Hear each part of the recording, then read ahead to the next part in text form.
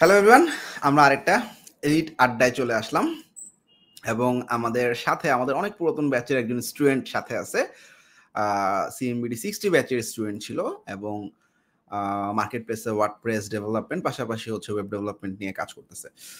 তো আমরা আজকে তো সবসময় আসলে এলিট ফ্রিল্যান্সার যারা থাকে আমরা চেষ্টা করি তাদের ইনসাইট বা তাদের মানে সবসময় আসলে আমরা প্রতিষ্ঠান হিসেবে আমরা বা আমি পার্সোনালি যে সমস্ত মার্কেট প্লেসের ট্রিক্স বা টিপস শেয়ার করি এর পাশাপাশি কিন্তু আসলে যারা আমাদের এলিট ফ্রিল্যান্সার তাদের পার্সোনাল কিছু টিপস বা তারা আসলে কিভাবে সফল হয়েছে এরকম অনেক জিনিসপত্র থাকে যে জিনিসগুলো আমাদের নতুনদের জন্য অনেক ইম্পর্টেন্ট।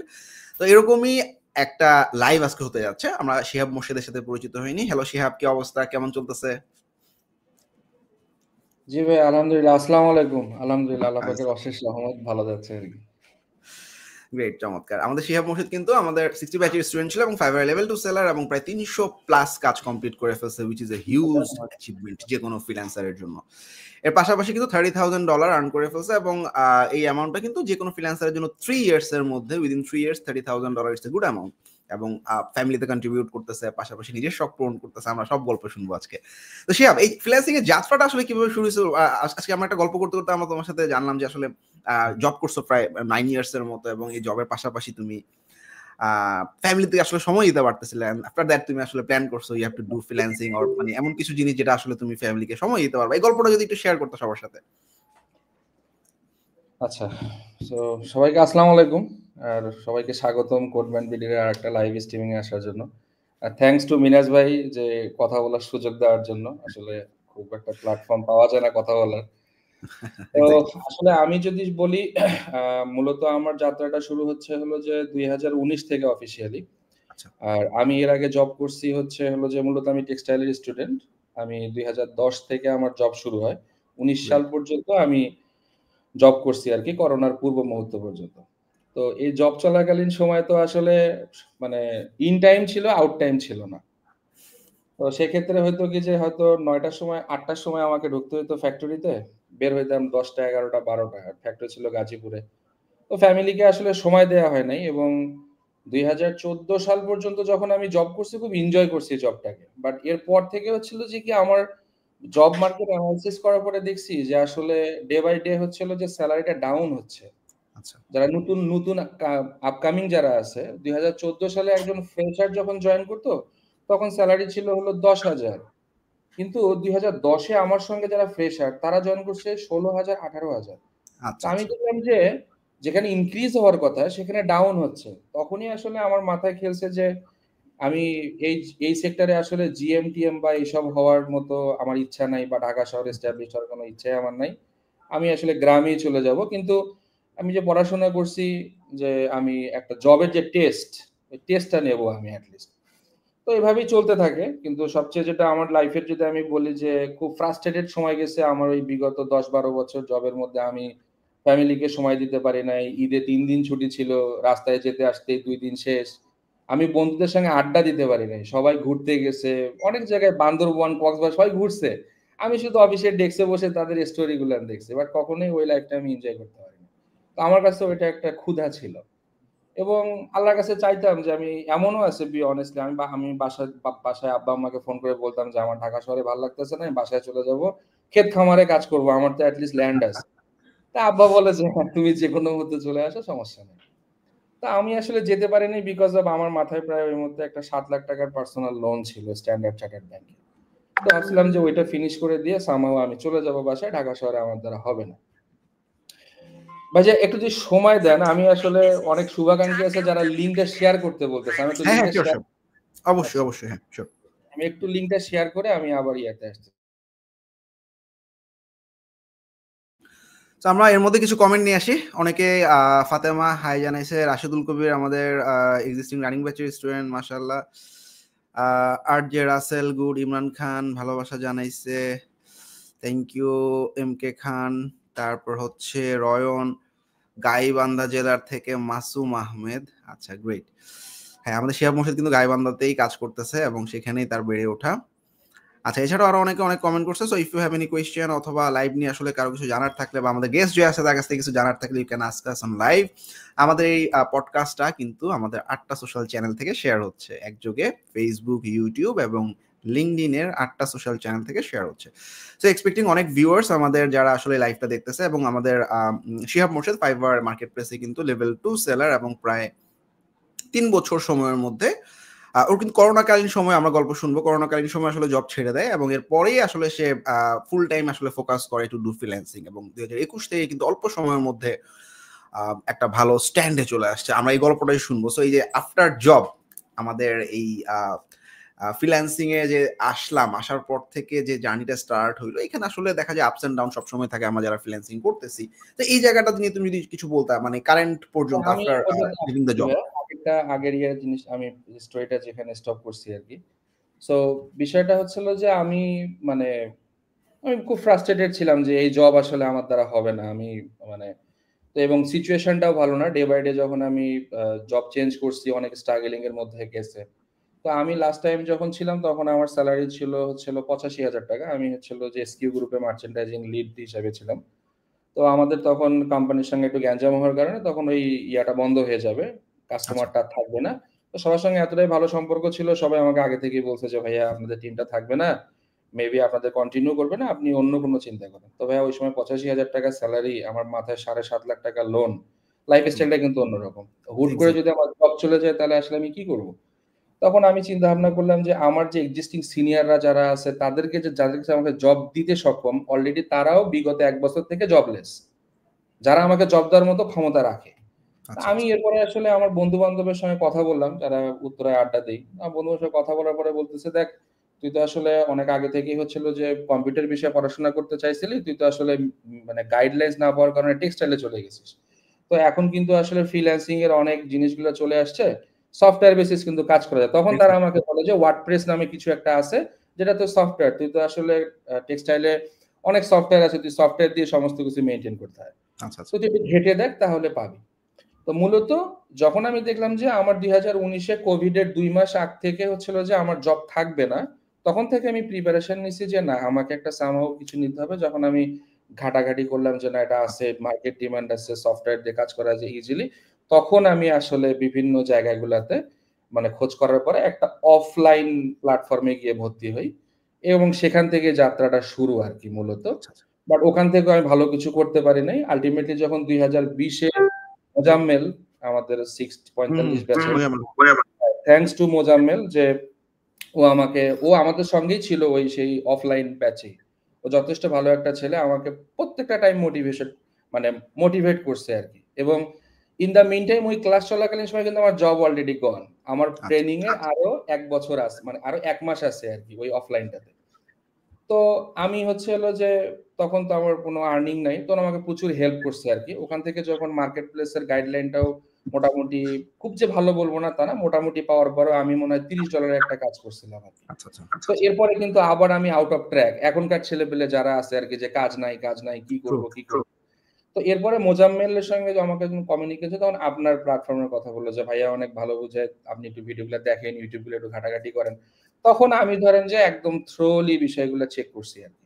তো চেক করার পরে যখন দেখছি যে হ্যাঁ আমার ভিতরে তো অনেক ল্যাকিংস আছে, আমি যে কাজ করব ওই স্কিলটা তো নাই। আমার তো অ্যাকাউন্ট আছে, কাজ আসতেছে বা আসতেছে না সেটা ফ্যাক্ট না, কিন্তু স্কিলটা তো নাই, আমি কি দেবো।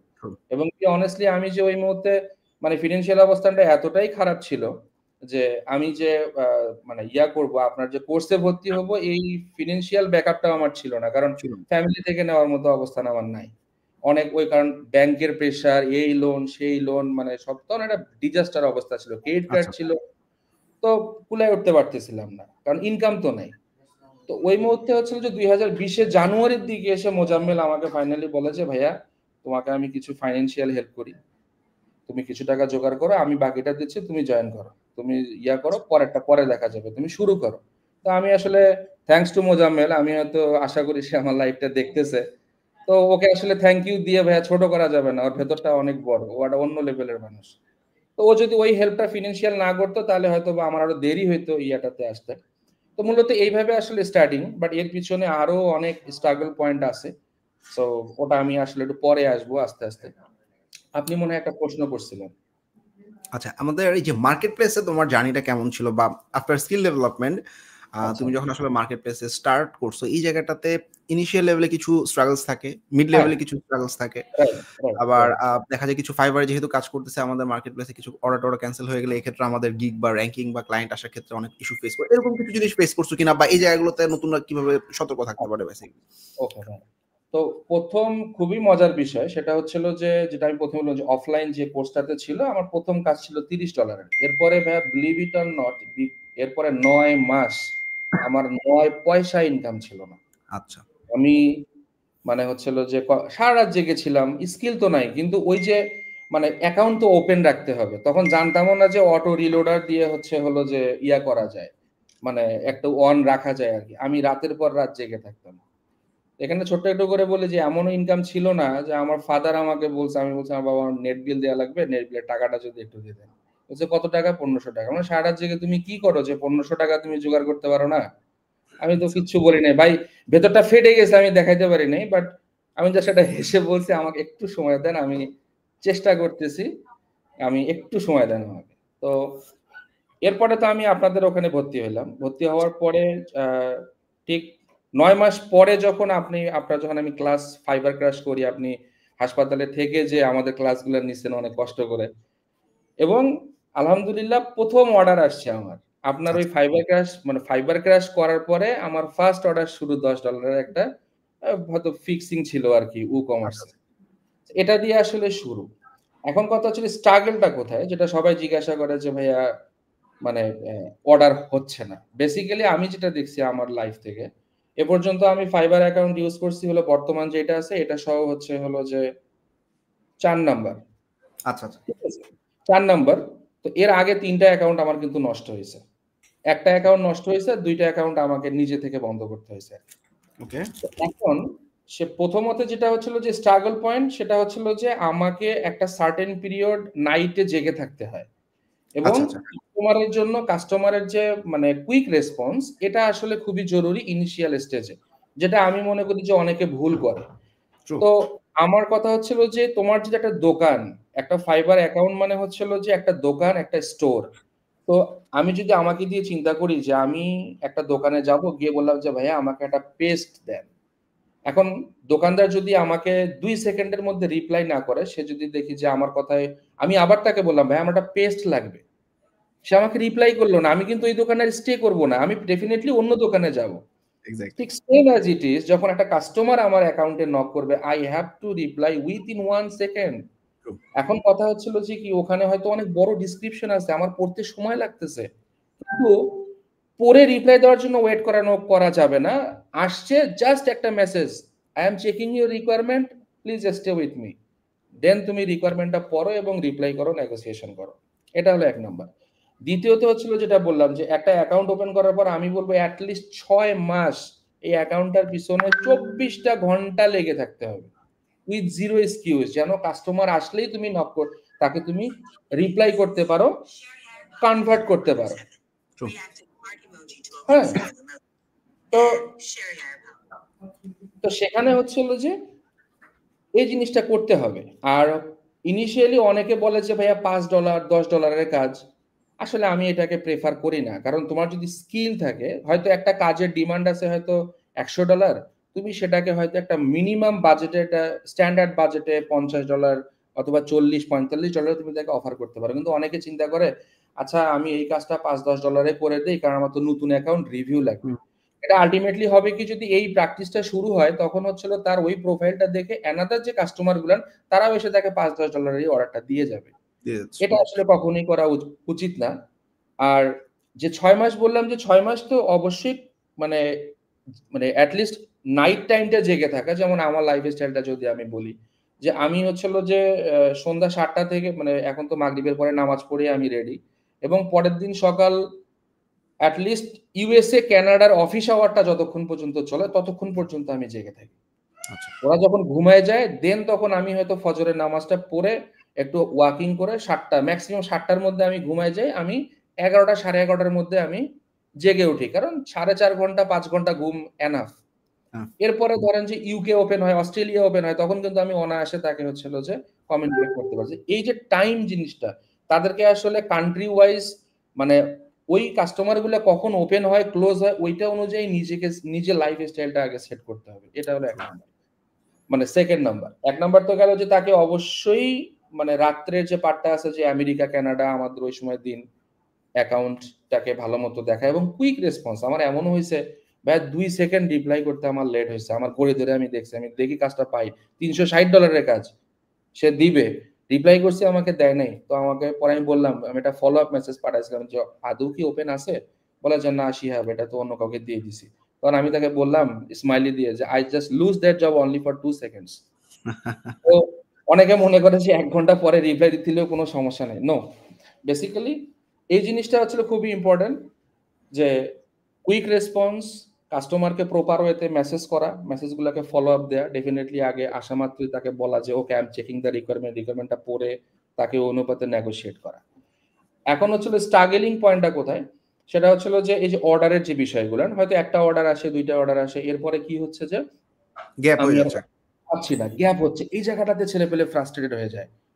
এই জায়গাটাতে ফ্রাস্ট্রেট হওয়া যাবে না। কারণ আপনি চিন্তা করেন যে আপনার একটা মুদি দোকানও যদি পানের দোকানও চালু করেন, এটা তো সবসময় সেল হবে না, আপস অ্যান্ড ডাউন থাকবেই। কিন্তু আপনি যদি কাস্টমার কমিউনিকেট করেন বা মার্কেটিং করেন, ওই প্রোডাক্টের মার্কেটিং করেন, দেখান, হ্যাঁ, যে আমার একটা স্টোর আছে, আমি এইটা করতেছি, ওইটা করতেছি, আমার স্পেশাল কিছু আছে অন্যান্য পানের দোকান থেকে, দেন তখন তো কাস্টমার আসবে। শুধু দোকান খুলে বসে আছি চুপচাপ, আমার তো অর্ডার আসবে না। প্র্যাকটিক্যাল লাইফে আপনি একটা বিজনেস করার জন্য যত ঢাকঢোল পিটিয়ে চিন্তা করেন, ডিজিটাল মার্কেটটাও একটা আপনার ডিজিটাল শপ। আপনার প্রোডাক্ট এবং সার্ভিস আপনাকে ওইভাবে চিন্তা করে করতে হবে। রাইট। যখন 6 মাস 7 মাসে যখন আপনার ফ্লোটা চলে আসবে, তখন আপনাকে আর অপেক্ষাই করা লাগবে না। কাস্টমার এবং মার্কেট প্লেস নিজ দায়িত্বে হচ্ছিল যে আপনাকে মানে অর্ডার দিন। কাস্টমার করবে যে এক্সাক্টলি। এই সেলারটা ভালো, এটা তুমি তাকে হচ্ছিল যে তুমি তার সাথে কমিউনিকেট করো। ইভেন দো সবাই চেষ্টা করবেন আপনারা যে ফাইবার চয়েসটা নেওয়ার জন্য। আমি ফাইবার চয়েসের মজাটা পাইছি। তো ফাইবার চয়েস মানে পেলে দেখা যায় যে কি মানে অটো মানে অটো অর্ডার চলে আসে। চলে কারণ আসছে, রাইট। কাস্টমার এটা ফোকাস করে যে এটা ফাইবার চুজ করতেছে। এখন অনেকে বলে যে ফাইবার চয়েসের রিকোয়ারমেন্টটা কি? ফাইবার চয়েসের আসলে স্পেসিফিক কোনো requirement it's totally depend on the fibre. কিন্তু আপনার কিছু নিয়ম করতে হবে যে কাস্টমার কনভার্সন রেটটা মেইনটেইন করা, কাস্টমারকে সঙ্গে খুব ভালো কমিউনিকেট করা এবং অর্ডারটা অন টাইমে ডেলিভারি দেওয়া। এখানে ডেলিভারি দেওয়ার ক্ষেত্রে একটা জিনিস বলবো আমি, যে অনেকে করে কি যে একদম আর ২ ঘন্টা কি আধা ঘন্টা আছে ওই সময় গিয়ে হচ্ছিল সে লাস্ট অর্ডারটা মোমেন্টে ডেলিভারি করে। লাস্ট মোমেন্টে। নো, ফাইবার একটা নোটিফিকেশন পাঠায় যে তোমার আর ১২ ঘন্টা আছে। সো তুমি যখন অর্ডারটা ডেলিভারি করবা বা কাস্টমারের সঙ্গে টাইম নেগোশিয়েট করবা, ওই ১২ ঘন্টা বাদ দিবা তুমি তোমার থেকে, লিড টাইম থেকে। কারণ ফাইবার যাতে তোমাকে নোটিফিকেশন এইটা না পাঠায়, আমার ব্যক্তিগত মনে হয় যে এটা একটা নেগেটিভ, অ্যালগরিদমে নেগেটিভ যে সে তোমাকে পুশ করতেছে। আমি ১২ ঘন্টা থাকার আগেই আমি ডেলিভারি দেই। এখন রিভিশনের একটা পার্ট আছে যে ভাইয়া আমি তো ডেলিভারি দিয়ে দিছি, এখন তো রিভিশন আসছে না, রিভিশনও আসবে না। সেক্ষেত্রে আপনি কি করবেন, একটা প্রজেক্ট মনে করেন যে আপনার করতে লাগবে 2 দিন, আপনি কাস্টমারকে বলেন যে আমার এটা 3 দিন কি 4 দিন সময় লাগবে। কেন? আপনি 2 দিনে করলেন, একদিনে কাস্টমারের সঙ্গে ফিডব্যাক করে রিভিশন টিভিশন অল মিটিং ডান করে যখন কাস্টমার বলবে yes Shihab deliver the project I will accept, তখন গিয়ে আপনি ডেলিভার করবেন। কিন্তু এটা করবেন না যে আমি কাজ করছি, ওকে আমার কাছে ফাইন, ডেলিভারি দিয়ে দিলাম, এখন কাস্টমার এসে রিভিশন দেবে, আমি রিভিশন দেব। নো, রিভিশন নেওয়াটাও অ্যালগরিদমের মধ্যে আমার কাছে মনে হয় একটু প্রবলেম আছে। ট্রু। এটাও র‍্যাঙ্কিং এ একটা ইফেক্ট পড়ে। সো আমার কথা, আমি যে ফার্নিশ প্রোডাক্টটা ডেলিভারি করব, এটা যেন একবারে অ্যাপ্রুভ হয়। এই যে জিনিসগুলো আছে। আর আরেকটা যেমন আমি একটা জিনিস দেখছি যে পার্সোনাল ফিডব্যাকটা তো পরে আসছে, তো যেহেতু এখনকার জেনারেশনে সবাই এটা ফেস করে, কাস্টমারের সাথে কমিউনিকেশনটা ওই লেভেলে রাখা যাতে সে একটা পার্সোনাল ফিডব্যাক দেয়। কারণ ফাইবার অলরেডি জানে যে রেটিং ম্যানিপুলেশন হয়। এই জিনিসটা যদি তারা নিতে পারে ইনিশিয়ালি প্রথম ৪-৫টা অর্ডার, তাহলে খুব র‍্যাঙ্কিং ধরেন যে খুবই ভালো করে। আর প্রমোশন অপশনটা তো চলে আসছে অলরেডি। এখন অনেকে বলে যে ভাইয়া আমার তো প্রমোশন চালু হয়েছে, $3 দিতে বলতেছে, কি করব, রিকমেন্ডেড লেখা থাকে। আমার কথা হচ্ছিল যে তোমার যদি আর্নিং মাসে $10,000 থাকে তাহলে তুমি পার ক্লিকে $3 স্পেন্ড করতে পারো, কোনো সমস্যা নাই। কিন্তু তোমার আর্নিং $100 এখন পর্যন্ত না, কিন্তু ফাইবার বলতেছে $3 স্পেন্ড করো। ওই জায়গাটাতে আমার ইয়াটা হচ্ছিল যে কি, আমি যেটা করি, আমার যে গিগটা এখন পর্যন্ত আমি রাখছি প্রমোশনে অনলি 70 সেন্টস রাখছি আমি। যদিও বলতেছে যে লোয়ার কম্পিউটার আমার দরকার নাই, আমার কথা হচ্ছিল যে কাস্টমার আমার গিগটা রিভিউ করতেছে কিনা। ক্লিক করলে কাস্টমার যখন আমাকে নক করবে, তোমার ভিতরে ওই কনফিডেন্টটা থাকতে হবে যে একটা কাস্টমার আমার সাথে কথা বললে হয় অর্ডারটা দিয়ে যেতে হবে, অথবা বলবে যে ওকে আমি আসতেছি, তোমার রেঞ্জ অনুযায়ী হয়তো পারতেছি না, আমি বাজেট নিয়ে তোমার কাছে আসতেছি, অথবা বলবে যে আমি এই মুহূর্তে প্রজেক্ট হোল্ড। রাইট। তো এজন্য অনেকেই বলে যে ভাই $3 খরচ করছি, $200-250 খরচ করলাম, ফাইবার নিয়ে গেল। আমি দেখি আসলে আমাদের গ্রুপ চ্যাটগুলোর মধ্যে, তা আমি ভাই 70 রাখছি। আলহামদুলিল্লাহ এই রানিং মাসেই মনে হয় সবচেয়ে কম আর্নিং হয়েছে আমার ইয়া থেকে, প্রমোশন থেকে। $24 আমার প্রমোশন গেছে, আমার আর্নিং আসছে $891। কিন্তু বিগত 1 বছরে আমার $2500-3,000 উপরে ইনকাম আছে, কিন্তু আমার খরচ হয়েছে ম্যাক্সিমাম $35 পার মান্থ। যদি আমি অ্যাভারেজ করি গত 1 বছরে, যদি 2 বছরে আমি প্রমোশন হিসাব দেখি, তাহলে আমার ওখানে খরচ গেছে হচ্ছিল মনে হয় $20 কি $25 হবে, কিন্তু অ্যাভারেজ আর্নিংই আছে $1500 মতো আমার। কিন্তু এখন চিন্তা আচ্ছা, করেন এমনি যে তোমার যে বাকি যে অ্যামাউন্ট, অর্থাৎ তোমার এই মাসে টোটাল আর্নিং কত ছিল? এই মাসে ছিল নভেম্বরে না ভাই, হ্যাঁ, নভেম্বরে। প্রমোশন থেকে। না, নরমালি ফুল অ্যামাউন্টটা কত ও ছিল আর আচ্ছা, কি? ফুল অ্যামাউন্ট হচ্ছিল যে 4100 সামথিং, এবং আচ্ছা, কিউতে $4,000 এর মধ্যে $800 হচ্ছে প্রমোশন থেকে, আর বাকিটা প্রমোশন। হচ্ছে অর্গানিক। বাকিটা হ্যাঁ, অর্গানিক বা রিপিটেটিভ যে সমস্ত এই ক্লায়েন্ট। নভেম্বরে আমার প্রমোশনে একটু কম কম গেছে আর কি, কিন্তু বিগত গুলাতে আমার বেশ ভালো প্রমোশন থাকছে। আচ্ছা, সো এই জায়গাটা ইয়া এইখানে, করা। আচ্ছা, তো এই পয়েন্টটাতে আমরা লাস্টের দিকে আবার আসবো যে আসলে নতুন সেলারদেরকে আসলে কি কি জিনিস মাথায় রাখতে হবে। এখন একটা অনেকটা ইম্পর্টেন্ট একটা জিনিস সবাই জানতে চায়, টিম ফরমেশন বা এই যে ফাইবারে তুমি $4,000 কাজ করছো এবং এখানে কিন্তু প্রচুর পরিমাণে অর্ডার রোল আউট হয়েছে মান্থলি। তুমি কতগুলো ছিল অর্ডার লাস্ট এই নভেম্বরে? খুবই অল্প ভাই, এই 41টা অর্ডারের জন্য মনে হয় আমার 4 থেকে 5টা অর্ডার ছিল মাত্র, গ্রেট। এবং আচ্ছা, তো already $4800 total amount order running আছে, এটা মানে 6টা মিলে। 6টা মিলে, so good amount. So average selling price সম্ভবত মানে খুব ভালোই, হ্যাঁ, ভেরি নাইস। আমার এভারেজ সেলিং প্রাইস এখন $158। $158, ইটস হিউজ অ্যামাউন্ট। আচ্ছা, এই যে টিম, এখন তোমার প্রায় 18 জন একটা টিম আছে এবং তুমি একটা চমৎকার ওয়েব এজেন্সিও করে ফেলছো যারা কাজ করতেছে ভার্চুয়ালি এবং রিমোটলি, কেউ কাজ করতেছে, কেউ অনসাইটে কাজ করতেছে। আচ্ছা, এই যে ভার্চুয়াল টিমের ক্ষেত্রে টিম মেম্বার হায়ারিং এর একটা ফ্যাক্টর থাকে, টিম মেম্বারদের স্যালারির একটা ফ্যাক্টর থাকে, বা প্রজেক্ট বেসিস পেমেন্টের একটা ফ্যাক্টর থাকে। কেউ স্যালারি বেস প্রিফার করে, কেউ প্রজেক্ট বেস প্রিফার করে। এছাড়াও আমাদের এই যে টিম মেম্বারদের সাথে রেগুলার যারা আসলে ভার্চুয়ালি কাজ করতেছে এদের সাথে মিটিং করার একটা ব্যাপার থাকে, বা অনসাইটে যারা আসতেছে তাদেরকে ফলো আপের ব্যাপার থাকে। এই পুরো ব্যাপারটা স্টার্ট করছো কেমনে এবং আস্তে আস্তে এই পর্যায়ে কিভাবে আসছে একটু যদি শেয়ার করতে সবার সাথে। আচ্ছা, বিষয়টা হচ্ছিল যে ভাইয়া, প্রথমে মানে হায়ারিং এর ক্ষেত্রে যেটা আমার একটু খুব প্রবলেম হয়েছে, সেটা হলো যে হায়ারিং এর যখন নোটিশ দেয় তখন গণহারে সবাই আসলে আই এম ইন্টারেস্টেড সবকিছু পাঠায়। তারা না প্রপার জব ডিসক্রিপশনটা পড়ে না, আসলে তার স্কিলটা আছে কিনা, এই আছে কিনা। আমি যখন আসলে 2-3টা বার কথা বলি, দেখা যায় অনেক সময় চলে চলে যায় আর চলে কি। যায়। হ্যাঁ, তো আমি প্রপার ওয়েতে আর কিভাবে জব সার্কুলার দিয়ে পাই নাই। তো এখন হচ্ছে হলো যে কি, এরপরে আমার যে কমিউনিটি আছে আর কি, আমার কমিউনিটিতে যখন হয়তো দেখা যায় যে কি কোড বিটির বাইরেও তো লোকের আলাদা যারা ফ্রিল্যান্সিং করে, এলাকার কিছু ছোট ভাই আছে, তো ওদের সাথে আসলে একটা রেগুলার আড্ডা হয়, তো প্রবলেম শেয়ারিং হয়। তো প্রবলেম শেয়ারিং এর মধ্যে হচ্ছে হলো যে যদি আমি অফলাইনের বিষয়টাতে আসি, অফলাইনের যে ছেলেপেলেগুলো, তো আমি যেটাতে পাইছি সেটা হলো যে আমার এই ছোট ভাইদের সাথে যখন প্রজেক্ট নিয়ে কথা বলি আমি, যে মানে ওদের মধ্যেই আমার হচ্ছে হলো যে সাব কন্ট্রাক্ট বেসিস কাজ চলে। যে দেখো পিএইচপির একজন আছে, পাইথনের আছে, এখন আমার কাছে কাজ আসে, আমি ওকে বললাম যে এই জিনিসটা। তখন ওরা যখন ইংগেজ থাকে, ওরাও তো ফ্রিল্যান্সার, তো ওরা যখন ইংগেজ থাকে তখন আমাকে যেটা অন্য কোথাও করাইতে হয়। তো তখন ওদের থ্রুতে আসলে বেসিক্যালি আমি একটা খুব ভালো রেফারেন্স পাইছি, আচ্ছা, এবং আচ্ছা। ভালো রেফারেন্সটা আমি জামালপুরে পাওয়ার পরে আসলে তখন থেকেই মূলত আমার স্ট্রাগলটা কমছে। এর আগেও আমি অনেকের সাথেই কাজ করছি। তো বেসিক্যালি আসলে মানে কাজ কোয়ালিটি ছিল ভালো, কিন্তু এক্সকিউজ ছিল প্রচুর। তারা আচ্ছা, আসলে ওই ডেডিকেশন লেভেল, আমি সন্ধ্যার পরে কাজ করি না, রাত 10টায় ঘুমায় যাই, 6টার পরে পাওয়া যাবে না। আমি টাকা দিয়ে কাজ করাই নিচ্ছি, অথচ তাদের 1000টা রিকোয়ারমেন্ট, তারপরেও কাজ আমি করাইছি। তো এরপরে যখন হচ্ছিল যে আমি আসলে জামালপুরের যখন আমি গেলাম ওই ভাইটার কাছে, ওনার নাম হচ্ছে তোফায়েল ভাই এবং রনি ভাই, ওনারা যথেষ্ট আন্তরিক। তো তখনও আসলে আমার এজেন্সি মানে ওইভাবে কোনো কিছু হয় নাই। তো আমি যখন ওনাদের সঙ্গে গেলাম, ওনারা 2 জন ছিল। ওনারা তখন আমার একটা খুব বড় প্রজেক্ট ছিল এটা। ১ বছর ধরে করছি আমি। তো লাস্টে ফিনিশিং এর দিকে গিয়ে ওনাদের হেল্প লাগছে। ওনারাই মূলত পলিশ করছে ওয়েবসাইটটাকে। তো পলিশ করার পরে হচ্ছিল যে কি, তখন ওনারা আমাকে প্রস্তাব দেয় যে, "শিহাব ভাই, আসলে আপনার সাথে কাজ করে খুবই ভালো লাগছে। তো চলেন না কেন আমরা যদি এটা কম্বাইনলি কোনো কিছু করতে পারি তাহলে খুব ভালো হয়। আমরাও আসলে স্ট্রাগল করতেছি, জব করতেছিলাম এতদিন। আমরাও চাচ্ছি বিজনেসটা স্টার্ট করার জন্য। তো তখন আসলে ওই আমরা মানে পার্টনারশিপ কম্বাইন্ডিং এ আসার পরে তখন জামালপুরের এরিয়াটা একটু ওই যে টাঙ্গাইলের খুব কাছাকাছি তো ময়মনসিংহ একটা সেন্টার পয়েন্ট হওয়ার কারণে আসলে ওইখান থেকে কিছু ছেলেপেলে ধরেন যে লোকালি ইনক্লুড অনেকে হইছে আরকি ইন্টারেস্ট। এবং সেক্ষেত্রে আমি যেটা চুজ করছি যে যারা আসলে অলরেডি মার্কেট প্লেসে কাজ করে আমি তাদেরকে কখনোই সিলেক্ট করি নাই। বিকজ অফ সে তো আমার কোম্পানিতে অফলাইনে সময় দিতে পারবে না। True. সময় দিতে পারবে না। এখন তাহলে আমি কাকে নিব? আমি নিছি তাদেরকে যে যারা এট লিস্ট ইন্টারমিডিয়েট লেভেল ধারণা আছে তার পিছনে আমি ইনভেস্ট করছি ৩ মাসের জন্য।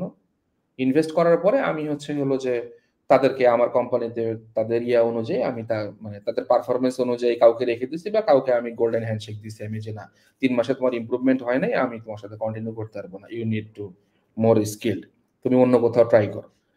তো এখন হলো যে এরপরে যারা অলরেডি স্কিলড, সো তাদের ক্ষেত্রে দেখা যায় যে কি অনেকে ফ্রিল্যান্সিং মার্কেটের মধ্যে হলো যে মানে হয়তো অ্যাকাউন্ট বন্ধ হয়ে গেছে, সাসপেন্ড, ফ্রাস্ট্রেটেড, ফ্যামিলি আছে। হ্যাঁ, মানে যারা আসলে নিডি পিপল, একদমই নিডি যে না তাদের প্রয়োজন, তখন আমি তাদেরকে হলো যে কমিউনিকেশন থাকে। তো তাদেরকে অফিসে আমি ডাকি জামালপুরে যে তুমি আসো কথা বলি। তখন তাদের ইন্টারভিউ নেওয়ার পরে দেন তখন স্যালারিটা আসলে আমি ঠিক করি ভাইয়া আমার মতো করে না। আচ্ছা, আচ্ছা। মানে তার কতটুকু পরিমাণ স্যালারি হইলে তার পরিবারটা চলবে, সে হ্যাপিলি আমার সাথে কাজ করতে পারবে, আমি তাকে তখন সেটা জিজ্ঞাসা করি যে আপনার আসলে এক্সপেকটেশনটা কত বলেন। যখন সে বলে তার এক্সপেকটেশন এবং আমার রেঞ্জের মধ্যে খুব একটা গ্যাপ থাকে না, তখন ধরেন যে ওকে ডান। বা যদি খুব বেশি গ্যাপ থাকে তখন তাকে হয়তো এটা আমি নেগোসিয়েশন করি। ঠিক আচ্ছা, মূলত আচ্ছা। এইভাবেই আসলে যে অফলাইনটা আমার সাজানো। আর অনলাইনে মূলত আসলে আমার সঙ্গে যে কয়জন আছে তারা আসলে আমার মানে খুবই শুভাকাঙ্ক্ষী, ওয়ান কাইন্ড অফ মোজাম্মেল। তারা আমার আসলে এক্স কলিগ। তারা আমার বিপদে, আমার ফ্রাস্ট্রেশনে, কারণ সবারই একটা লাইফের স্টার্টিং পয়েন্টে ফ্রাস্ট্রেশন থাকে। তো মোজাম্মেল যেমন হেল্প করছে, আরাফাত রাসেল নামে একটা ছেলে আছে। ও আমার কখনোই হাত ছাড়ে নাই। ও ছোট ভাই, আমাকে বড় ভাইয়ের মতো অলওয়েজ রেসপেক্ট করে সে। তো ওকে দেখা গেছে যে কি মানে আমার যখন প্রয়োজন ভাইয়া বিশ্বাস করবেন না, আমি যদি রাত ৩ টার সময়ও ফোন দিছি, তো মাত্র ঘুমাইছে আমার সাথে কাজ করে বলল যে, "ভাইয়া তাহলে ঘুমাবো?" "হ্যাঁ, ঘুমাও।" ০.৫ ঘন্টা পরেই কাস্টমারের মিটিং করা লাগবে। "রাসেল।" "হ্যাঁ ভাইয়া বলেন কি হইছে?" "ভাইয়া একটা মিটিং আছে।ু তোমাদের কোনো ব্যাচের স্টুডেন্ট ছিল, তাই না? মানে আমাদের 60 ব্যাচের ছিল। হ্যাঁ। ও কোনদিন বলে নাই যে, "ভাইয়া ঘুমাই না, আমি না ক্লান্ত।" না নাই ভাইয়া কখনো।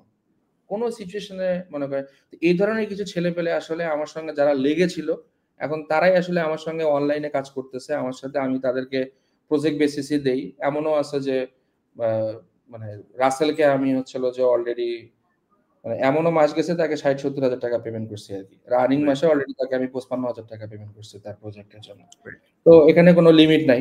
তো অফলাইনটা আসলে আমি খুব চুজ করে নেই। যারা আসলে ফ্রিল্যান্সিং করার মতো ডেডিকেশন থাকে। তো সবাই এসে দেখা যায় নক দেয়। আমি আমি আমার কথা হচ্ছে যে ফ্রিল্যান্সিং মানে ২৪ ঘন্টা।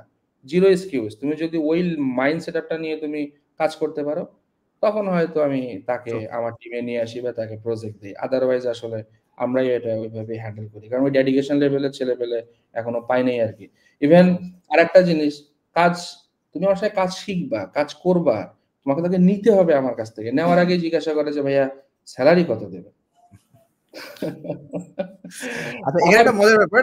তুমি কিন্তু জব করছো এবং এই জবের এক্সপেরিয়েন্সটা কিন্তু তোমার এই এজেন্সি ফরমেশন এ অনেকটা কাজে লাগছে, যেটা আমার জি, ক্ষেত্রেও হইছে।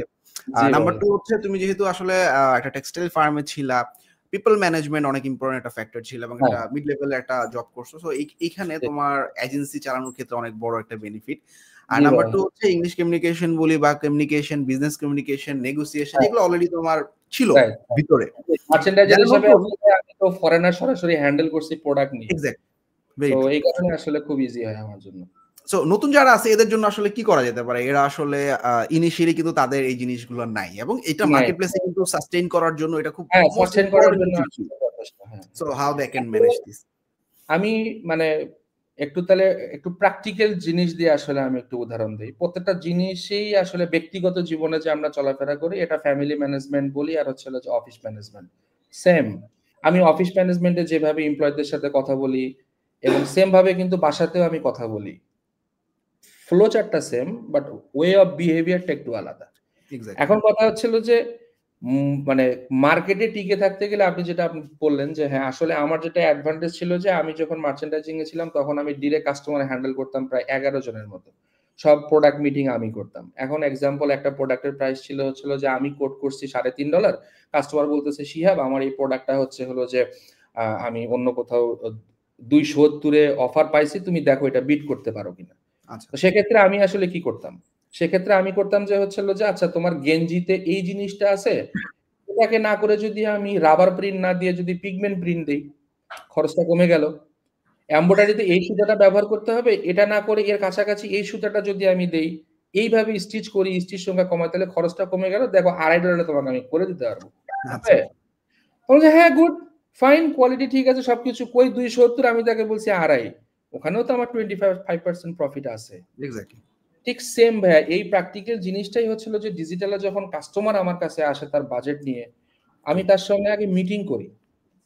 ফার্স্ট অফ অল যে কাস্টমারের রিকোয়ারমেন্টটা বুঝতে হবে। যারা ওয়েব ডেভেলপমেন্টে কাজ করে বা ডিজাইন নিয়ে কাজ করে বা হোয়াট এভার যে সেক্টরে কাজ করুক না কেন, তাদেরকে অবশ্যই কাস্টমারের সঙ্গে লাইভে কথা বলতে হবে। আচ্ছা আমার 2-3টা মেসেজের পরেই যদি দেখি যে না আমি রিকোয়ারমেন্টটা তার একটু মানে সে বেশি টাইপিং করতেছে, বুঝতে সমস্যা হচ্ছে, আমি তখন তাকে বলে যে তুমি কি জুম মিটিং একটু আসতে পারবা, তাহলে মনে হয় আমাদের জন্য ভালো হয়। এবং 99% কাস্টমার যদি সময় না থাকে বলবে যে হ্যাঁ আমি রাজি, বা হয়তো কালকে শিডিউল দিচ্ছে বা ইনস্ট্যান্ট তারা করে।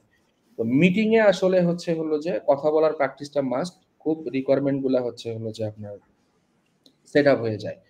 তো এখন যে ওই আমি না প্রশ্নটা ভুলে গেছি ভাই, আপনি প্রশ্নটা কি এই যে মানে নতুন যারা আছে এদের আসলে এই জিনিসটা ডেভেলপমেন্ট কিভাবে আচ্ছা নতুন, আচ্ছা তাদের ক্ষেত্রে যে কি তারা যে এই প্রথম যে রিকোয়ারমেন্টটা তাদেরকে নিতে হবে, মিটিংটা করতে হবে, মিটিংটা করার পরে এখন যে প্রোডাক্টের যে যে কাটা সেরাটা, যেটা আমি অলরেডি একটা বললাম, এখন কাস্টমার চাচ্ছে এইটা, এখন প্রাইসটা মিলতেছে না, তখন আপনার ওই স্কিল থেকে যদি আপনি স্কিলড হন যে এই জিনিসটা কোন দিক দিয়ে করানো যাবে, কোন দিক দিয়ে খাওয়ানো যাবে, হ্যাঁ অন্য ওয়েতেও তো কাজ করলে, একটা ফ্রি প্লাগইন দিয়েও তো করা যাবে, বা একটু কাস্টম কোডিং করলে করা যাবে, ডিজাইনটা এইভাবে না একটু অন্যভাবে করলে খরচটা কম হবে। ঠিক এই জিনিসগুলোকে আপনাকে প্রোডাক্ট ডেভেলপমেন্টটা সম্পর্কে একটু যদি আপনি রিসার্চ করেন, এটা আসলে তখনই আসবে যখন আপনি বিভিন্ন বিষয়ের উপরে কোর্স গুলা করবেন। আমি প্রথমে যে অফলাইনে ছিলাম সেখানে ধরেন যে আমি কোডিং থেকে শুরু করে ওয়ার্ডপ্রেস ঢালাও শিখাইছে আমাকে। এরপরে আমি আপনার কাছে আসছি এলিমেন্টর এবং শপিফাই নিয়ে। এরপরে আমি আলাদা করে আবার ওয়ার্ডপ্রেস এবং ই-কমার্স শিখছি আমি। এরপরে আরো ছিল যে আপনার আরেকটা মনে হয় কম্বো প্যাকেজ ছিল, সেটাও আমি শিখছি। না ইথিক্যাল হ্যাকিং এর ক্লাসও আমি করছি। আপনার ইয়াও ছিল, আপনার যে ডিরেক্ট মনে হয় কোডিং এর একটা ক্লাস ছিল, সেটাও আমি করছি। কথা যে কোর্স করলেই যে আপনি ওই সার্ভিসটা দিবেন তা নয়। আসলে কোর্স করাটা মানে আপনার নিজের ভিতরের ফাউন্ডেশনটাকে রেডি করা, আপনি কাস্টমার হ্যান্ডেল করার জন্য যথেষ্ট নলেজ আপনার আছে কিনা, কাস্টমারকে বিট করার জন্য, বোঝানোর জন্য। এইটা যে নতুনদেরকে যদি তারা সাস্টেইন করতে চায়, তাদেরকে আসলে এটা করতে হবে। দ্বিতীয়ত যে কি, যারা আজকে ফ্রিল্যান্সার, তাদেরকে গতানুগতিক একটা জিনিস, যেমন আমি একটা পোস্ট, একটা স্ক্রিনশট দেওয়ার পরে আমার ফেসবুকে দেখলাম প্রায় 150-200টা ফ্রেন্ড রিকোয়েস্ট, অলরেডি 60 জন আমাকে পার্সোনাল মেসেজ দিয়ে জিজ্ঞাসা করতেছে ভাই আপনি কোন নিশ নিয়ে কাজ করেন। আচ্ছা, এখন ঘটনা যে ভাইয়া আমি বা অন্যরা কোন নিশ নিয়ে কাজ করতেছে এইটার দিকে না দেখে আপনারা কি পারেন ওইটা ডিমান্ডটা মার্কেটে কিভাবে চলতেছে ওইটা নিয়ে আগে অ্যানালাইসিস করেন। কারণ আপনি একটা যদি এলাকায় দোকানও দিতে যান, 10টা যে ওষুধের দোকান আছে, এখন আপনি চিন্তা করবেন যে কি আমি ওখানে 11 নম্বর ওষুধের দোকান দিব, না আমি ওইখানে একটা কসমেটিকের দোকান দিব বা অন্য কোনো শপিং কোনো কিছু দিব, প্রোডাক্ট দিব, যে ওই 11 জনের 10 জনের যে কাস্টমার, ওই 10 জনের কাস্টমার যেন আপনার স্টোরে আসে। এই জিনিসটা আসলে এইভাবে আপনাকে চিন্তা করতে হবে। তো এর বিকল্প নাই।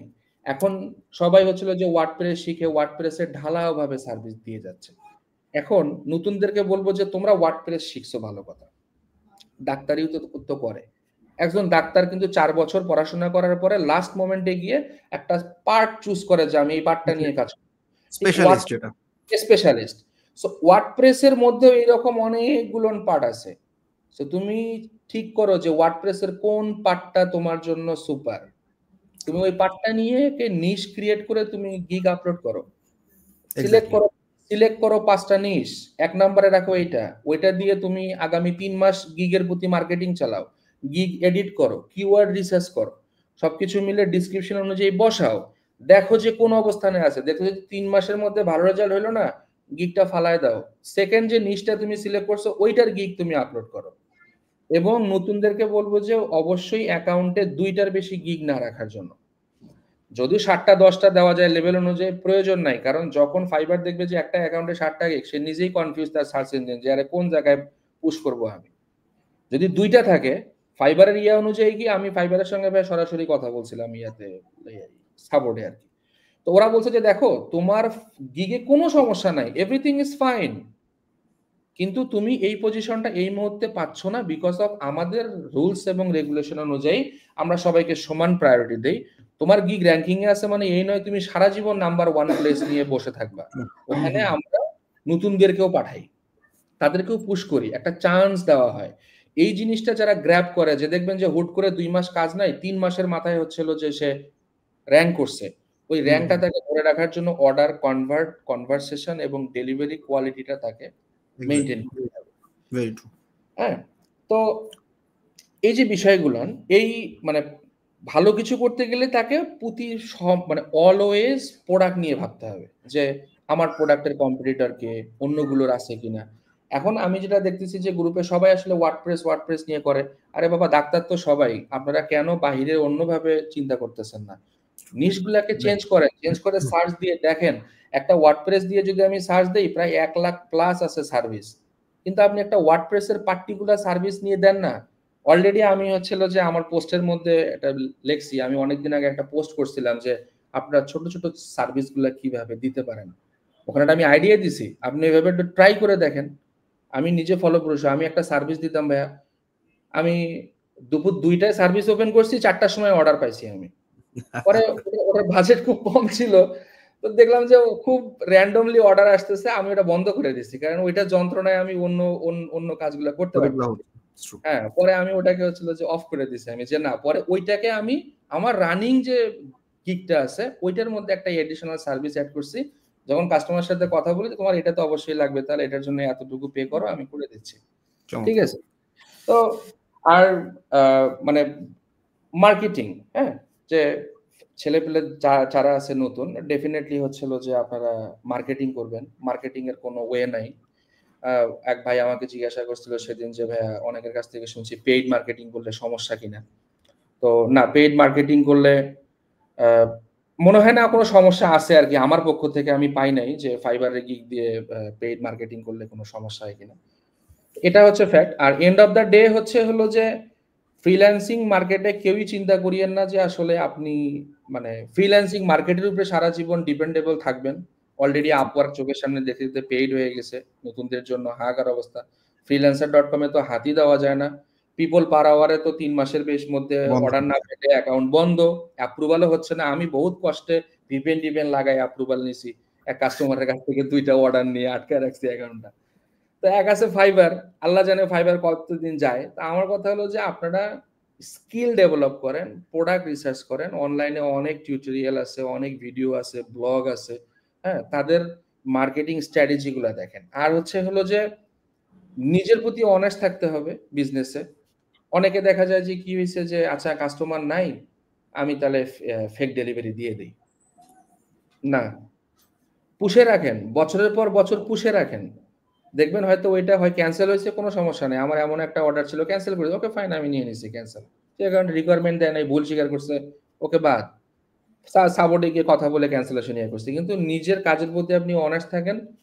এবং কাস্টমার, আপনি যখন চিন্তা করেন যে যে আমি একটা দোকানে গেলে যে হসপিটালিটিটা আশা করি যে ওই দোকানদার আমাকে খুব সাদরে গ্রহণ করবে, জি স্যার বলেন, জি বস কি লাগবে আপনার, তো তার যে আতিথ্যটা আপনি চান, এবং আপনি যখন সেকেন্ড টাইম যান তখনও কিন্তু সেমটাই এক্সপেক্ট করেন।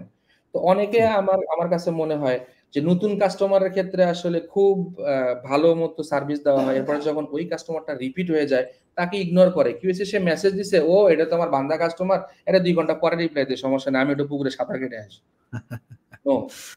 নতুন পুরাতন সবার জন্য সমান হসপিটালিটি, আপনি তাদেরকে বুঝান এবং আপনারা যেটা পারেন এটা বলেন, দেখবেন যে মানে কোনো সমস্যা নেই। কিন্তু অবশ্যই মানে ফ্রিল্যান্সিং ক্যারিয়ারে 1 বছর 1.5 বছরের মধ্যে ভালো একটা পজিশনে যাওয়ার পরে আমি বলবো যে একটু আউট অফ দ্য সার্কেল চিন্তা করেন, কারণ আউটসাইডে আসলে যেমন আপনার লিড জেনারেশন কোর্সটা আছে, ভাবতেছি করবো খুব রিসেন্টলি। তো লিড জেনারেশনের থ্রুতে কোল্ড ইমেইল মার্কেটিংটাও আসলে খুবই প্রয়োজন, যেটা আউটরিচ এর মাধ্যমে নিজেদের ওয়েবসাইট গ্রো করে হয়তো মানে আমার মতো একটা মানে ফিজিক্যাল অফিস না হোক, একটা ডিজিটাল এজেন্সিও ক্রিয়েট করা যায়। যেমন একটু ছোট করে বলি, সেটা হলো যে 2 দিন আগে আমি একটা কাস্টমারের কাজ করছি, $230 কাজ ছিল।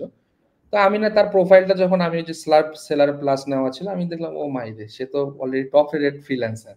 তা আমি তাকে লাইভে এসে মানে মিটিং এ বললাম যে তুমি তো টপ রেট ফ্রিল্যান্সার। তো বলতেছে যে হ্যাঁ। আমি বললাম যে আমি তো 1.5 বছর ধরে অপেক্ষা করতেছি, এখন তো সিরিয়ালই পাচ্ছি না আমি। তো ও যখন আমাকে জিজ্ঞাসা করলো, শিহাব তুমি কি করো? তো কথা বলার ইয়াতেও খুব ইমপ্রেসড। তো বলতে, শিহাব তুমি কি করো? আমি বললাম যে আমার টিম আছে। কি বলো, তুমি এজেন্সি দিছো? আমি তো কোনো চিন্তাই করতে পারি নাই। তো আসলে ওইভাবে মানে অনেকে আছে চিন্তা করতে পারে না, বা তারা অনেক ইয়া করে। আমি বলবো যে ফ্রিল্যান্সিং এর পাশাপাশি যেন আপনারা অবশ্যই আউট অফ মার্কেট প্লেসের জিনিসগুলো নিজেকে স্কিল করেন, কারণ আদারওয়াইজ হচ্ছে হলো যে একটা সময় গিয়ে মার্কেট প্লেস সার্ভাইভ করাটা সার্ভাইভ করা টাফ হয়ে যাবে। হ্যাঁ। আচ্ছা, তো আর শিহাব, এখন আরেকটা ইম্পর্টেন্ট জিনিস, আমরা যখন আসলে মার্কেট প্লেসে you are doing great, last 3 years এ 300+ জব, তোমার average selling price 150+, so earning অনেক ভালো, এবং এক্ষেত্রে আসলে তোমার এই আর্নিংটা হাউ ইট হেল্পস। 1 নম্বর পয়েন্ট হচ্ছে তুমি আসলে কি কি জায়গায় কন্ট্রিবিউট করতে পারছো। নাম্বার 2 হচ্ছে আমাদের আর্নিং কিন্তু অলওয়েজ সেম থাকে না, অর্থাৎ ফ্ল্যাকচুয়েশন থাকে, কোনো মাসে খুব ভালো আর্নিং থাকে, আবার যখন ডাউন থাকে 6 মান্থসের কোনো আর্নিং নেই। সেখানে মানি ম্যানেজমেন্ট একটা অনেক বড় ফ্যাক্ট। এই ক্ষেত্রে আসলে যারা ফ্রিল্যান্সার তাদের জন্য যদি কিছু বলতাম, রানিং ফ্রিল্যান্সার যারা। সরি ভাই, আমি না কাস্টমারে রিপ্লাই করতে গিয়ে একটু মেসেজ মানে আপনার ইয়াটা আচ্ছা, এই যে বেসিক্যালি আমরা এই যে আর্নিং আসলে সবসময় সমান থাকে না, এখানে মানি ম্যানেজমেন্টের ফ্যাক্টরটা, আর আবার তোমার আসলে কন্ট্রিবিউশন কি ফ্যামিলিতে কি কন্ট্রিবিউট করছেন, তোমার আসলে আর্নিং তোমাকে কিভাবে সাপোর্ট করছে। Earning support. আচ্ছা, এখন এখানে যেমন একটা জিনিস, আমি খুবই আপনি গুরুত্বপূর্ণ একটা প্রশ্ন বলছেন। আমার ব্যক্তিগত লাইফে আমি যেটা জবের সময় থেকে আমি আসলে ফলো করি, সেটা হচ্ছে হলো যে এই যে মানি ম্যানেজমেন্ট। কথা হচ্ছিল যে আপনি যদি কোনো কিছু সঞ্চয় করতে চান, আগে সঞ্চয়ের অংশটুকু বাদ রেখে তারপরে খরচ করেন।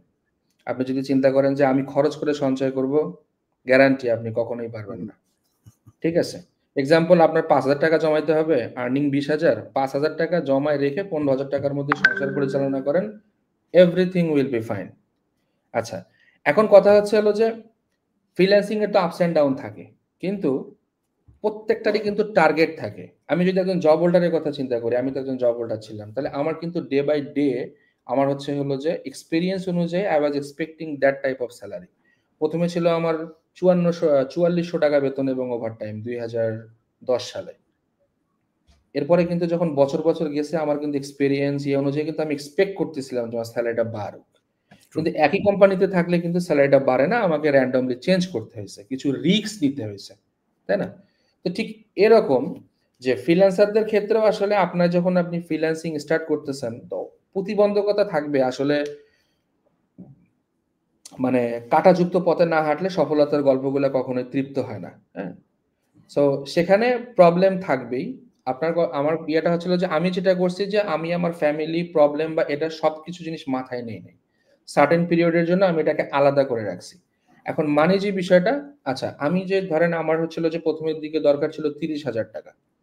এখন আমি 30,000 টাকার মধ্যে ক্লাসিফাইড করছি যে কোন পার্টটুকু আমার জন্য মোস্ট এসেনশিয়াল।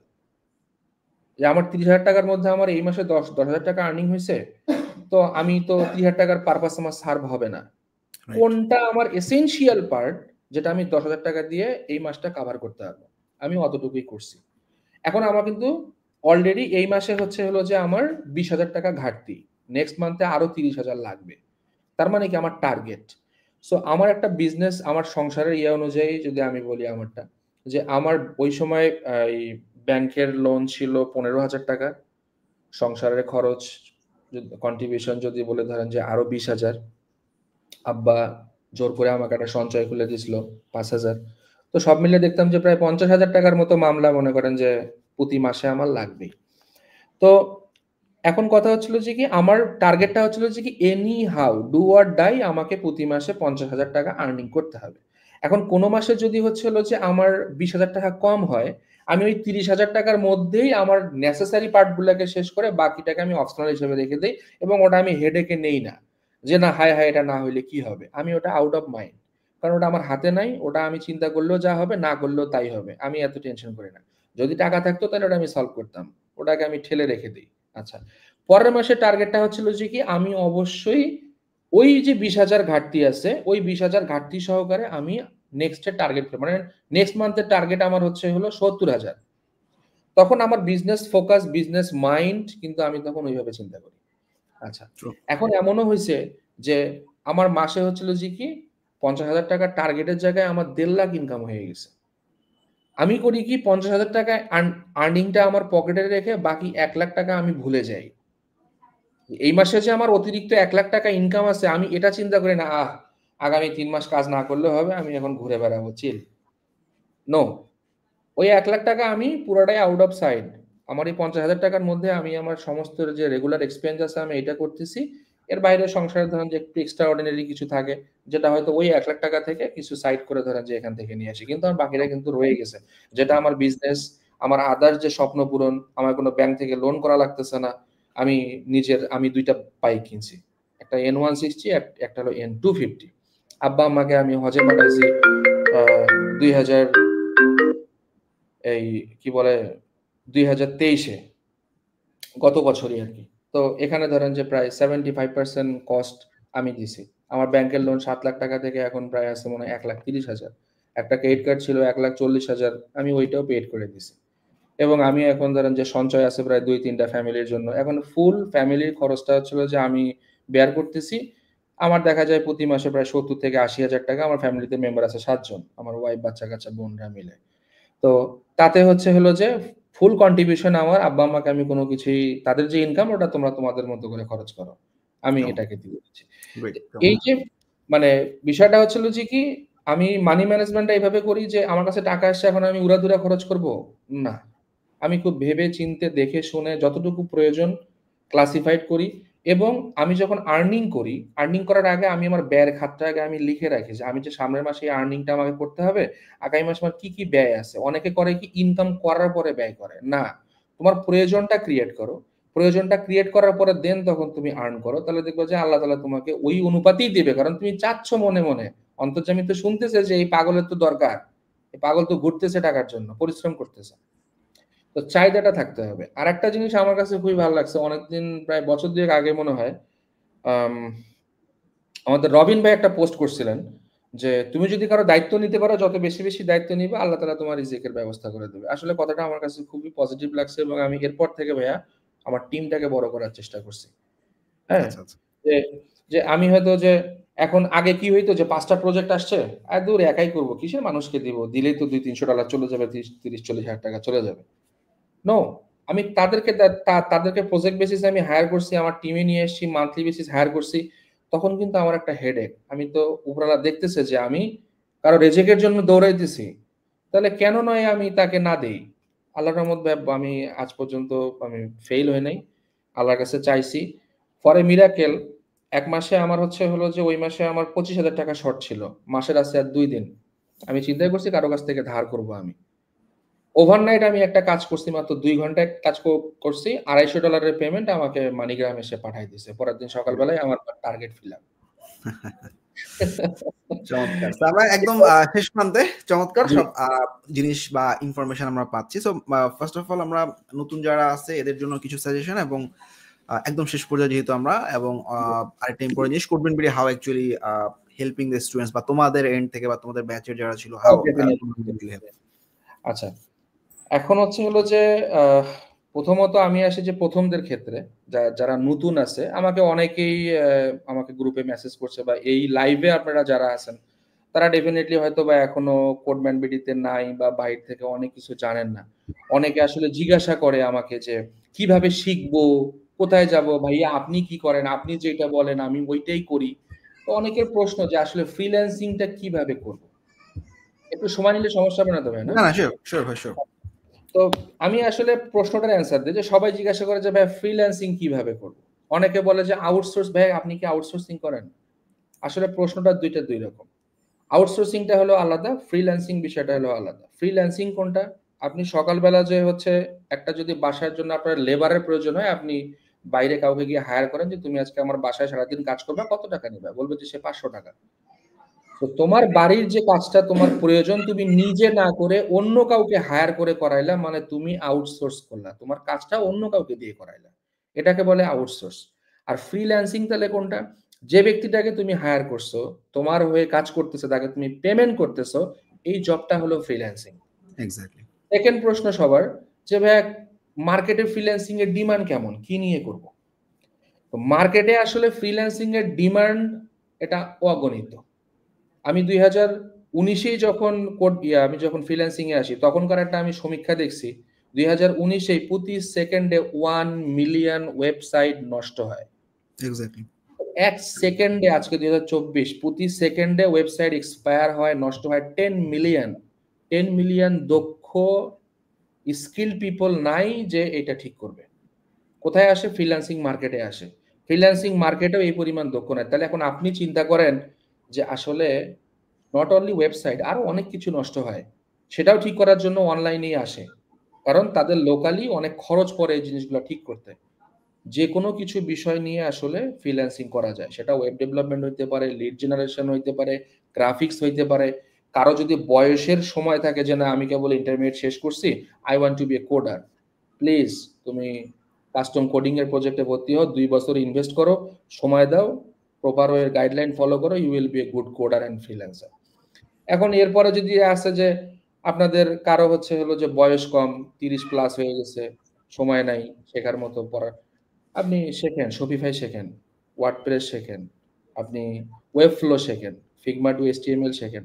কারো যদি হলো যে খুব মানে ক্রিয়েটিভিটি থিঙ্কিং থাকে, তাহলে আপনি ফিগমা ডিজাইন শেখেন, আপনি গ্রাফিক্সের কাজ শেখেন। আপনি বেসিক্যালি ফ্রিল্যান্সিংটা এমন একটা জিনিস, এই যে আমি কথা বলতেছি আজকে আপনাদেরকে, আমি একটা স্পিচ দিচ্ছি, ফ্রিল্যান্সিং এ এটাও সেল হয়, I will be a consult with you for your problem, per hour say charge করে। যেমন আমি বিজনেস কনসালটেন্সি দেই আমার গিগে, পার আওয়ার $50, এটাও আমার সেল হয়। তারা এসে আমার কাছ থেকে বিজনেস আইডিয়া নিয়ে যায়, তাদের ওয়েবসাইট কিভাবে সে করবে, আমার কাছে করবে দরকার নাই, তারা শুধু ফাউন্ডেশনটা জানতে চায়। এরকমও আছে। আরো মজার বিষয় বলি, ফ্রিল্যান্সিং মার্কেট প্লেসটা এমন ভাই আমার দেখা, আপনার ওই যে 2020 সালে আমি দেখছি মিশরের 2টা লেডি, তারা 6 মাস হয় মার্কেট প্লেসে জয়েন করছে, 6 মাসেই টপ রেটেড। কিভাবে? ভাই কালা জাদু সেল করে, বিয়ে হইতেছে না, বাচ্চা কাচ্চা নাই, প্রেম ভালোবাসা এই রিলেটেড সার্ভিসও ফাইবারে সেল হয়েছে, যেটা প্রোডাক্টের কোনো কিছু নাই। আচ্ছা, এরপরে আরো একটা আমি প্রোডাক্ট দেখছি যে কি তোমার গার্লফ্রেন্ড বয়ফ্রেন্ড তোমার সঙ্গে চিট করতেছে কিনা এটা তোমাকে আমি প্রুভ করে দিব, স্ক্রিনশট দিব, তুমি চেক করবা চিট করতেছে কিনা। তো দেখেন মানুষ আসলে তাদের যে যে স্কিলটা পারে ওইটাই প্রোডাক্ট হিসেবে তারা সেল করতেছে। এখন ফ্রিল্যান্সিং এ আসতে গেলে বিগিনার যারা আছেন, আমি কি করতেছি, মিনাজ ভাই কি করতেছে, ঝঙ্কার মাহমুদ কি করতেছে, খালিদ ফারহান কি করতেছে, এটা দেখার কোনো প্রয়োজন নাই। আপনি চিন্তা করেন আসলে আপনার কোনটা ভালো লাগে, ওই জিনিসটা ফ্রিল্যান্সিং রিলেটেড যে ট্রেন্ডিং প্রোডাক্টগুলো আছে ওই প্রোডাক্টের সঙ্গে আপনার কোনটা ম্যাচ করে।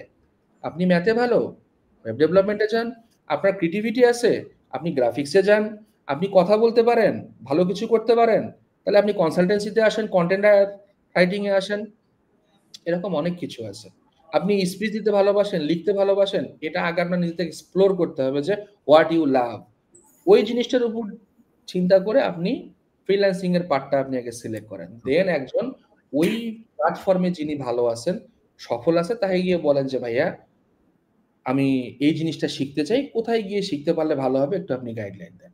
এখন গাইডলাইনটা সে দিল, যেখানে আপনি ট্রেনিং করতেছেন সেখানে একনিষ্ঠভাবে আপনাকে উইথাউট জিরো এক্সকিউজ, ওখানে যে টাইম ডিউরেশনটা আছে তারা যেভাবে বলতেছে আপনি ওইভাবেই সেটাকে ফলো করেন। এবং আমার পক্ষ থেকে যদি বলি যে আমি যখন কোডম্যান বিডিতে যখন জয়েন করছি, তখন এমনও হয়েছে যে মিনাজ ভাই রাত 4টা পর্যন্ত ক্লাস নিছেন, সারা রাত ক্লাস করছি আমরা, তা আবার সবাই না, যাদের ক্ষুধা ছিল, ভাই বুঝি নাই বুঝাই দেন, ভাই বুঝাই দিছে। এখন আপনার মধ্যে ধৈর্যটা থাকতে হবে যে আপনাকে শিখতে হবে, কারণ ফ্রিল্যান্সিং এ আপনি যে জিনিসগুলো শিখতে যাবেন প্রত্যেকটা সাবজেক্টই out of world, out of Bangladesh, 4 বছরের অনার্স কোর্স। সেখানে আপনাকে একটা প্রতিষ্ঠান, একজন মেন্টর তার অভিজ্ঞতা থেকে কোর জিনিসগুলো শিখাই দিচ্ছে, যাতে আপনি বিষয়টা জানেন এবং পরবর্তীতে আপনি রিসার্চ করে আরো বেশি জ্ঞান অর্জন করে সেটা কাজে লাগাইতে পারেন। তো আপনাকে স্কিলটা নিতে হবে এবং বেশি বেশি ব্লগ পড়ার চিন্তা করতে হবে, ডকুমেন্টেশন পড়তে হবে। এটা খুবই মাস্ট। কারণ আপনি যতক্ষণে একজনকে জিজ্ঞাসা করবেন এক্সপার্ট হয়তো সিনিয়র যে ভাইয়া এটা কিভাবে করে পারতেছি না দেখায় দেন। ততক্ষণে তুমি ওর ডকুমেন্ট যে এটার তৈরিকারক যে সৃষ্টিকর্তা সে অলরেডি লিখে রাখছে এটা কিভাবে করে। তুমি ওইখানে ডকুমেন্টেশনটা পড়ো। যদি সেখানে না হয় তাদের কনট্যাক্ট মেইল আছে, কনট্যাক্ট সাপোর্টে নক দাও যে তোমার এই প্রোডাক্টে আমি এটা পাচ্ছি না কিভাবে করব। এক্স্যাক্টলি। তোমার মেইল কমিউনিকেশন হইলো, চ্যাটিং কমিউনিকেশনটা বাড়লো, তুমি একটা সলিউশন পেলে, নতুন কিছু শিখলা। এখন আমি শিহাব ভাই তোমাকে দেখাই দিলাম, হ্যাঁ স্ক্রিন শেয়ার করো, এটা টিপ দাও, ওকে প্রবলেম সলভ। পরের দিন আবার প্রবলেম হলে আমি তো সময় দিতে পারবো না ভাই। একবার তো দিছি, বাকি টাইম তো এই জিনিসগুলো আসলে অনেকের মধ্যে নাই, কারণ তারা অন্যের উপরে ডিপেন্ডেবল চিন্তা ভাবনা করে, ও রেডিমেড আছে নিয়ে নেই। No, don't do that. তাহলে এটা হবে না। এক্স্যাক্টলি।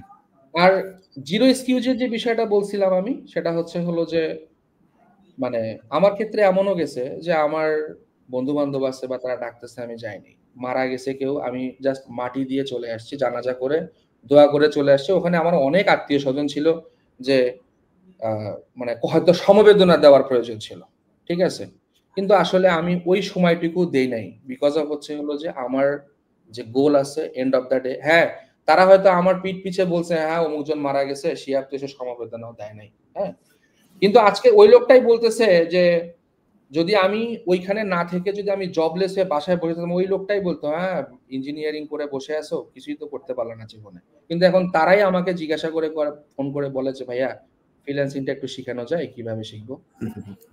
তো ঘটনা হচ্ছিল যে জিরো এক্সকিউজ, আপনাকে শিখতে হবে, জানতে হবে এবং ইনভেস্ট করতে হবে। চমৎকার চমৎকার শিহাব মোর্শেদ। আমরা একদম শেষ পর্যায়ে, thanks Shihab for your time এবং আমরা আসলে একটা বিশাল ডিসকাশন পাইছি, প্রায় 56 মিনিটস অলমোস্ট, এবং আমাদের এলিট লাইভ গুলোর মধ্যে মোটামুটি সবচেয়ে লেন্দি একটা লাইভ ছিল, এবং অনেক ইনফরমেটিভ জিনিস আমরা জানছি, যারা আসলে নতুন আছে বা যারা অডিয়েন্স ছিল বা যারা পরে দেখবা। আই থিঙ্ক এখানে আসলে ছোট ছোট ছোট ছোট অনেক ইনফরমেশন শেয়ার করছে Shihab, which is really great, এবং অনেকের অনেক প্রবলেমের ইস্যুগুলো নিয়ে সলিউশন দিছে। তো এছাড়াও কারো যদি কোনো কাস্টম কোশ্চেন থাকে you can ask Shihab Morshed, চেষ্টা করবে সে, আশা করি। আমাকে আমি রিকোয়েস্ট করব যে আসলে কারো যদি কোনো কিছু বিষয়ে জানার থাকে কাইন্ডলি আমাকে রাত 2টার পরে ফেসবুকে মেসেজ দিলে পাওয়া যাবে। এর আগে সারাদিন মেসেজ করলে আমাকে পাওয়া যাবে না। I am really sorry. আমি একটু রিল্যাক্স থাকি, আমাকে তখন মেসেজ দিলে পাওয়া যাবে। এক্স্যাক্টলি। সো এক্সপেক্টিং সবাই লাইভটা অনেক এনজয় করছো। ইনশাল্লাহ নেক্সট কোনো লাইভে নেক্সট কোনো এলিট ফ্রিল্যান্সারের সাথে দেখা হবে। And thanks Shihab for your time. ইনশাল্লাহ তোমার টপ রেট হওয়ার পর ইনশাল্লাহ আমরা একটা লাইভ আমি ভাই যদি সময় থাকে মনে হয় আমি দুইটা স্পিচ বলতে ভুলে গেছি। আচ্ছা, সেটা হলো যে কোডম্যান বিডির ক্ষেত্রে আমার আসলে কিছু বলার ছিল। আমরা যখন 2060 ছিলাম, 60 ব্যাচে যখন ছিলাম, তখন ভাইয়া কিন্তু হাসপাতালে ছিলেন। তো আমি মূলত কিন্তু আপনার ক্লাস পাবো জন্যই আমি ভর্তি হয়েছি। কথাও বলছি যে ক্লাস কে নেবে, বলছে যে বিনাশ ভাই ক্লাস নেবে। পরে অবশ্য আলমগীর ভাই ক্লাস নিছে, উনিও যথেষ্ট ভালো, এভরিথিং সবাই ভালো। আপনার ক্লাসটা আমার খুব স্পেশালি প্রয়োজন ছিল। আপনি হাসপাতালে ছিলেন এবং আমি জানি যে আপনার ওই সময় কথা বলাও নিষেধ, but for your side responsibility যে আপনি ডাক্তারের সামনে দাঁড়ায় থেকে 30 মিনিট ক্লাস নিছেন আমাদের। ওই 30 মিনিট ক্লাসগুলো ছিল অস্থির, আমাদের জন্য খুব ভালো ছিল। তো এছাড়াও আপনি যখন সুস্থ হয়ে আসে আলহামদুলিল্লাহ ভোর 4টা পর্যন্ত ক্লাস করছি রমজান মাসে, সমস্যা হয় নাই। আমি আসলে বলবো যে যারা দেখতেছেন তারা যদি আসলে অলরেডি, আমি দেখছি যে কোডম্যান বিডিতে অনেক ধরনের কোর্স আছে। এখন why Codeman is the best, আমি এই জন্য বলতে পারি যে কোডম্যান ইজ দ্য বেস্ট এই কারণে যে আমি যখন যে কারিকুলামটা শিখছি ওই কারিকুলামটাই আছে, কিন্তু দেখানোর এবং কন্টেন্ট গুলো এখন চেঞ্জ। আমার নিজের ছোট বোনকে আমি ভর্তি করাই আমি কন্টেন্টটা দেখছি, আমি যেটা শিখছি সেটার সঙ্গে অনেক আপগ্রেড, কারণ মার্কেটের ডিমান্ড অনুযায়ী কন্টিনিউয়াসলি চেঞ্জ হচ্ছে। অন্যান্য প্রতিষ্ঠান কি করতেছে, 10 বছর আগে একটা ভিডিও রেডি করে রাখছে, ওইটাই সেল করতেছে, অফলাইনে ওইটাই সে বলতেছে। নতুন যে কিছু ইনোভেশন আসছে এই বিষয়গুলো কেউ আপনাকে দেখাবে না, এক নাম্বার, যেটা কোডম্যান বিডি করে। দ্বিতীয়ত হলো যে কি কাস্টমার মানে স্টুডেন্টদের যে সাপোর্টটা দেওয়া হয় এটা আমি অন্য কোথাও দেখি নাই। এবং সবচেয়ে একটা মজার বিষয় যেটা আমাদের গ্রুপে ছিল, এখনো অন্যান্য গ্রুপে আছে, সেটা হলো যে গ্রুপের মধ্যে যেটা হেল্পিং মেন্টালিটি, যে একে অপরকে হেল্প করা, যেটা আপনি আপনার নিজের অজান্তেও যখন কাউকে হেল্প করতেছেন, তার কাছ থেকেও নিচ্ছেন, আপনিও দিচ্ছেন, অটোমেটিক মানে রিভিশন হয়ে যাচ্ছে। আমার আসলে স্কিল দ্রুত ডেভেলপ করার ক্ষেত্রে আমি যেটা বলছিলাম যে আমি টিআর নাকি যেন টেকনিক্যাল লিডার ছিলাম, তো সারাদিনই কার কি প্রবলেম ছিল আমি মানে একের পর এক আমি সিরিয়াল দিয়ে ভিডিও কলে এসে আমি প্রবলেম শিখাই দিছি, দেখাই দিছি, বিকজ অফ আমি শিখছি, দেখাই দিলে শিখে। আর সেকেন্ড হলো যে আপনি মার্কেটে হয়তো অনেকেই দেখবেন যে ফাইবার ক্রাশ সেল করে, আপওয়ার্ক সেল করে, আপওয়ার্ক ক্রাশ দেখায়। আমি দেখছি ফ্রি কোর্সও আছে, আমি দেখছি আসলে গতানুগতিক, কিন্তু কিছু যে ইনোভেশন আছে মিনাজ ভাই, আমি দেখছি যে আপনি আপডেট কোনো কিছু আসলে পড়েন, সেগুলোকে সামারাইজ করেন, আমাদের কাছে আপনি কনভে করেন, পাঠায় দেন, শর্ট ভিডিও তৈরি করেন। এই জিনিসগুলো আসলে আমাদের জন্য অনেক অনেক হেল্পফুল। তা আমি বলবো যে আপনার ফাইবার ক্রাশটাও অস্থির, আপওয়ার্ক ক্রাশটাও অস্থির, যদি তারা ফলো করে আপনার মার্কেটিং স্ট্র্যাটেজি, আমি যে কথাগুলো বলছি, নিশ কোথা থেকে আসছে, মার্কেটিং কিভাবে করব, কিওয়ার্ড কিভাবে রিসার্চ করব, এগুলো তো আপনার কাছ থেকেই শেখা। সো এখন তো আরো অনেক কিছু আপডেট হয়েছে, আমাদের সময় তো ওইসব এআইও ছিল না, এখন তো এআই দিয়েই কিওয়ার্ড বের করা যায়, কত ইজি। এজন্য আমি বলবো যে আসলে আপনারা যারা শুনতেছেন অলরেডি এই মানে প্ল্যাটফর্ম বাহিরে বা চিন্তা করতেছেন, আমার কথা হলো যে আপনি আগে এটা ঠিক করেন যে আপনি কোন প্রোডাক্ট নিয়ে ফ্রিল্যান্সিং করবেন, যেটা আপনার ভেতর থেকে আসে, এক নাম্বার। দ্বিতীয়ত ওই প্রোডাক্টটা যদি কোডম্যান বিডিতে থাকে, নিঃসন্দেহে কথা বলে আপনি ভর্তি হয়ে যান, এবং সাপোর্ট তারা যেটা বলে ওইটাই। যদি কোডম্যান বিডি বলে যে এখন দুপুর 2টা বাজে, তাহলে আপনাকে মানতে হবে এখন দুপুর 2টা। যদি এইটা চিন্তা করে কিছু করতে পারেন, তাহলেই লাইফে কিছু সম্ভব। Very true, very true. Thank you, Shihab, for your time and for the valuable advices for the new freelancers, বিশেষ করে যারা আসলে নতুন আসে, অনেক অনেক স্ট্রাগল নিয়ে আসে। স্টিল কারো যদি কোনো ইস্যু থাকে চেষ্টা করবে শিহাব হেল্প করার জন্য। শিওর, আমি চেষ্টা করব সময় দেওয়ার জন্য, তবে অবশ্যই রাত 2টার পরে মেসেজ দেওয়া লাগবে। Exactly. Thank you for the live and thank you for the time. ইনশাআল্লাহ টপ রেট হওয়ার পর আবার তোমার সাথে দেখা হবে। আল্লাহ হাফেজ সবাইকে।